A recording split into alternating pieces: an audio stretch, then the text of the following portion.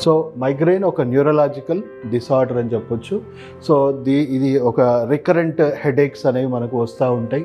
And చాలా తీవ్రమైన pain associated with nausea, అంటే వామిటింగ్స్ రావడము, తర్వాత సెన్సిటివిటీ, లైట్కి కానీ సౌండ్కి కానీ విపరీతమైన సెన్సిటివిటీ రావడము, అండ్ కెన్ బి ట్రిగర్డ్, అంటే కొంచెం మానసిక ఒత్తిడి కానీ, లేదా కొన్ని రకాల ఆహార పదార్థాలు కానీ, కొద్దిగా హార్మోన్ చేంజెస్ అయ్యా కానీ మనకు ఆ తీవ్రంగా అనేది హెడేక్స్ అనేవి ట్రిగర్ అయిపోతూ ఉంటాయి. సో ఇది మైగ్రేన్ డెఫినేషన్ అని చెప్పొచ్చు. సో ఇంకా వివరంగా చూసుకుంటే మనకి ఇట్లా వన్ సైడెడ్గా వస్తుంది, తీవ్రంగా రెగ్యులర్గా వస్తుందంటే మనం దాన్ని మైగ్రేన్ అనొచ్చు. రకరకాల హెడేక్స్ ఉంటాయి. టెన్షన్ హెడేక్ ఉంటుంది, ఇక్కడ మనకు మాడనొప్పి అంటాము, లేదా కంటి వెనక నుంచి మనకు తీవ్రంగా పొడిచినట్టు రావడం, దాన్ని క్లస్టర్ హెడేక్ అంటాము. సో సైనస్ కూడా, అంటే ఇవన్నీ రకాల హెడేక్స్కి మన దగ్గర ఫంక్షనల్ మెడిసిన్లో రూట్ నుంచి క్యూర్ ఉందండి.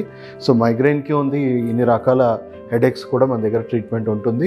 సో ఇంకా డీప్గా మనం మైగ్రేన్ ఎలా ఐడెంటిఫై చేయాలి, ఇంకా డీప్గా మనం సిమ్టమ్స్ చూసుకుంటే తీవ్రమైన హెడేక్, డిజీనెస్ రావడము, వామిటింగ్ సెన్సేషన్స్ రావడము, వామిటింగ్స్ అవ్వడము, లేదా ఫ్రీక్వెంట్గా ఆవలింపులు రావడము, నెక్లో తీవ్రంగా స్టిఫ్నెస్ రావడము, మూడ్ బాగా డిస్టర్బ్ అవ్వడము, కాన్స్టిపేషన్ రావడము, తర్వాత బ్లర్డ్ విజన్ చాలా బ్లర్గా రావడము, ల్యాక్ ఆఫ్ స్లీప్, నిద్ర బాగా డిస్టర్బ్డ్గా ఉండడము, కొంచెం వాతావరణం మారిపోయినా చల్లగదనం వచ్చినా కూడా మనకి సెన్సిటివిటీతోని వెదర్ కండిషన్కి రావడము, లేదా సౌండ్స్తోని రావడము, లేదా స్మెల్, కొన్ని రకాల స్మెల్ చూడగానే తీవ్రమైన హెడేక్ వచ్చేయడము, లైట్ సెన్సేషన్స్ రావడము, ఊరికే థర్స్ట్ పెరిగిపోవడం. సో ఇన్ని రకాలుగా సిమ్టమ్స్ మనకి మైగ్రెయిన్లో చూడొచ్చు.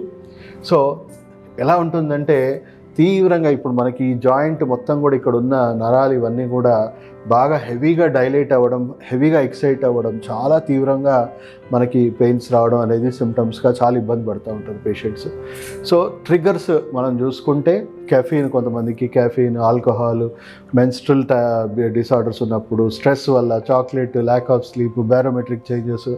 సో ఓవరాల్గా కాజెస్ ఏంటి అని మాట్లాడుకుంటే బ్రెయిన్లో చిన్న చిన్న ఇంజురీస్ అవ్వడము, గ్యాస్ట్రోఇంటెస్టైనల్ డిస్ఫంక్షన్ వల్ల ఇన్ఫ్లమేషనే మేజర్ రీజన్ అని చెప్పొచ్చు.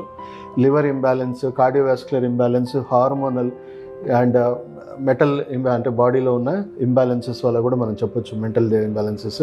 సో 50% కండిషన్స్ చాలామందికి ఉన్నాయి మైగ్రేన్ అని కూడా వాళ్ళకు డయాగ్నోసిస్ సరిగా జరగదు. అండ్ 1 బిలియన్ పైన పేషెంట్స్ వరల్డ్ వైడ్ దీనికి సఫర్ అవుతూ ఉన్నారు.